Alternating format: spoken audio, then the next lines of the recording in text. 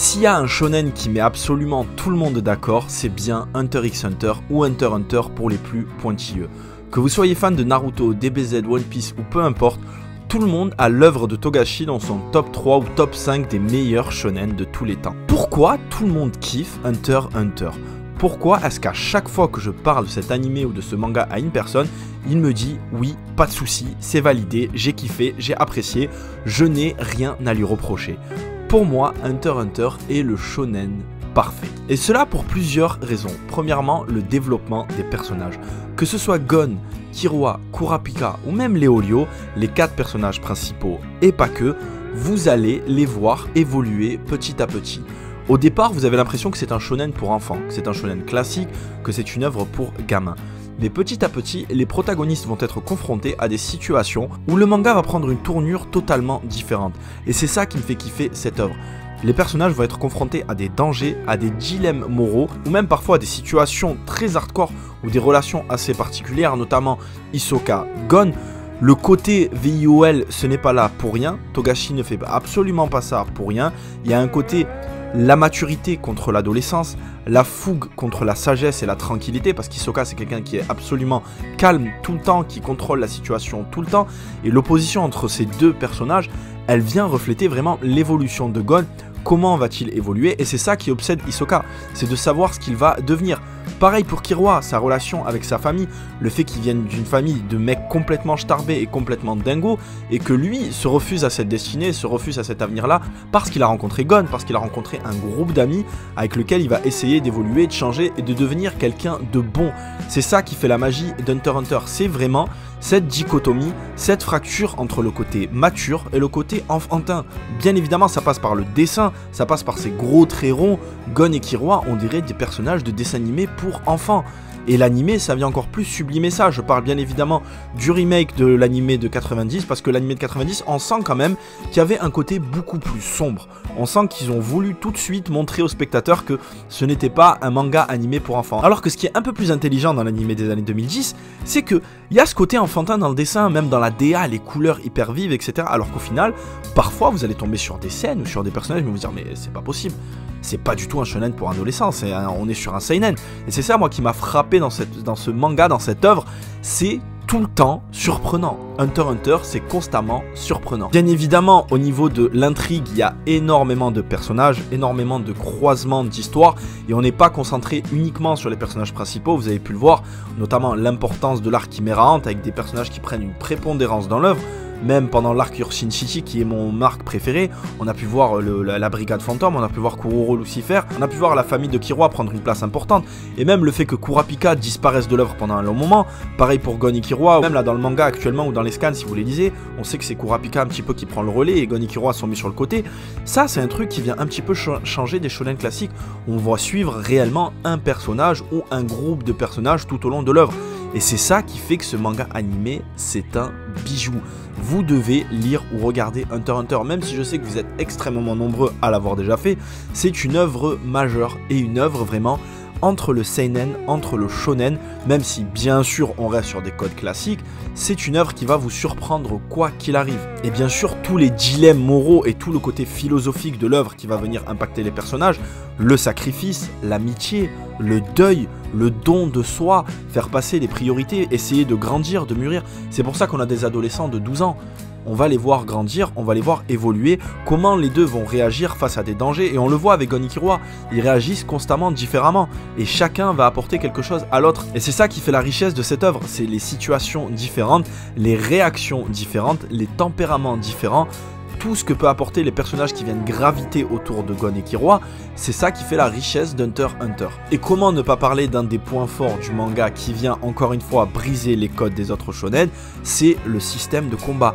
Le système de Nen est tellement complexe, tellement bien foutu, tellement précis et tellement riche. Évidemment, ça peut forcément vous rappeler le système de stand de Jojo Bizarre Adventure, et bien sûr, ça en est fortement inspiré. Togashi s'est clairement inspiré d'Araki pour son système de combat, et c'est dingue. L'introduction de ces pouvoirs-là dans la tour de combat, lorsqu'on les enseigne à Gon et Killua, mais je dis mais qu'est-ce que c'est? Mais c'est tellement complexe. Mais en fait, petit à petit, quand vous allez voir des personnages qui maîtrisent les différents types de Nen, vous allez dire ah non mais en fait c'était tellement évident.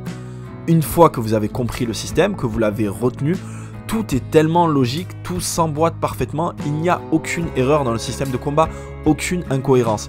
Hunter x Hunter, que ce soit dans l'histoire, dans les personnages, dans le système de combat, il n'y a aucun défaut. Et bizarrement, on a souvent du mal à le mettre top 1 de notre shonen préféré. Non, c'est la meilleure œuvre, je sais pas pourquoi. C'est souvent le 2, le 3, moi c'est Naruto, et après peut-être Hunter x Hunter. Et il y aura des gens qui vont dire, ah mais moi c'est One Piece, peut-être Hunter x Hunter. Tout le monde dit que c'est de la bombe, tout le monde dit que c'est parfait, mais personne ne le met en numéro 1. Une autre qualité primordiale de l'œuvre, que ce soit dans le manga ou dans l'animation, c'est le caractère design des personnages et même de l'environnement. On a l'impression que c'est un mélange d'absolument tout. Un mélange d'univers européen, d'univers asiatique, d'univers futuriste. On a même un côté un petit peu à l'ancienne dans certains arcs. Vraiment, les personnages, vous avez des personnages en costume, vous avez des personnages en tenue traditionnelle, vous avez des personnages comme Gon qui porte un short et un débardeur. Il y a tout qui se mélange. Des ninjas, des scientifiques, des monstres. La richesse de l'univers est incroyable. Et c'est ça qui fait qu'on sent que Togashi est un auteur exceptionnel. Ça doit tellement fuser dans son cerveau, il doit avoir tellement d'idées qui met tout en œuvre pour nous surprendre et créer l'œuvre la plus originale possible. Bien évidemment, on est tous dégoûtés, j'ai oublié de vous parler de ça, mais vous le savez tous, c'est devenu un mème. On ne sait pas s'il est malade, on ne sait pas s'il est fatigué, on ne sait pas s'il a juste pas envie, on ne sait pas s'il est feignant, en tout cas... C'est son œuvre, il fait ce qu'il veut. Malheureusement, c'est comme ça. Moi, je fais partie de ces gens qui vont vous dire ça. Il n'a pas envie, ou peut-être même qu'on va pas essayer d'être mauvais angle, parce que il est peut-être réellement malade, réellement fatigué. Il faut savoir que le manga au Japon, c'est souvent l'œuvre d'une vie pour les mangaka, et que, vous le savez très bien, ils passent parfois des dizaines, voire des quinzaines d'heures par jour. Ils arrivent parfois à 70-80 heures à dessiner dans la semaine. Et il y a des gens qui ne veulent pas sacrifier leur vie de famille, il y a des gens qui ne veulent pas sacrifier leur vie sociale au détriment du travail. Et comme je l'ai dit, attention, le mec est peut-être tout simplement malade. S'il y a des gens qui savent exactement ce qu'il a, parce que en fouillant sur internet, toute personne n'a la réelle information. Si vous savez, vous avez des sources fiables, n'hésitez pas à me le mettre en commentaire parce que j'aimerais savoir réellement ce qu'a Togashi. Et pour terminer, j'aimerais vous parler moi de ce qui m'a fait apprécier ce manga et qui a fait que c'est une œuvre majeure pour moi, c'est la maturité des thèmes. J'en ai parlé tout à l'heure rapidement, mais il y a une scène, il y a un combat qui vient parfaitement représenter ce thème-là, c'est Meruem versus Netero. Pour moi, c'est un des meilleurs combats de shonen de tous les temps. Et je ne parle pas que de l'animation, je ne parle pas que des échanges de coups qui sont dingues. Le combat est exceptionnel, il n'y a pas de souci là-dessus, c'est ouf. Mais c'est pas forcément ça que j'ai retenu. C'est plus le combat moral entre les deux, le combat philosophique, le combat idéologique. Netero représente la vieillesse et l'expérience. De l'autre côté, vous avez Meruem qui a à peine 40 jours lors de ce combat et qui représente la jeunesse et la fougue. Vous avez l'expérience contre la jeunesse. L'Aki, Netero s'est entraîné toute sa vie, on voit son entraînement, toute sa vie il a essayé de devenir fort, et vous avez l'inné. Meruem n'a rien fait pour devenir fort, il est né puissant, il a été créé de cette manière-là. Et cet affrontement, pour moi, symbolise réellement le point fort philosophique de l'œuvre. Et le combat, comme vous le savez, il se termine par un match nul. Pour moi, le combat se termine par un match nul. Et c'est une réponse de la part de Togashi sur ce sujet-là. L'inné peut vaincre l'Aki, tout comme l'Aki peut vaincre l'inné. Parce que oui, Isaac Netero se sacrifie, il est mort, mais Meruem meurt également. D'une manière avec laquelle il s'est procuré, mais c'est vraiment pour moi l'être humain versus la créature qui vient coloniser. Toutes les capacités humaines de l'être humain acquis durant toute son existence face à quelque chose qui vient d'arriver et qui est beaucoup trop puissant d'une manière injuste.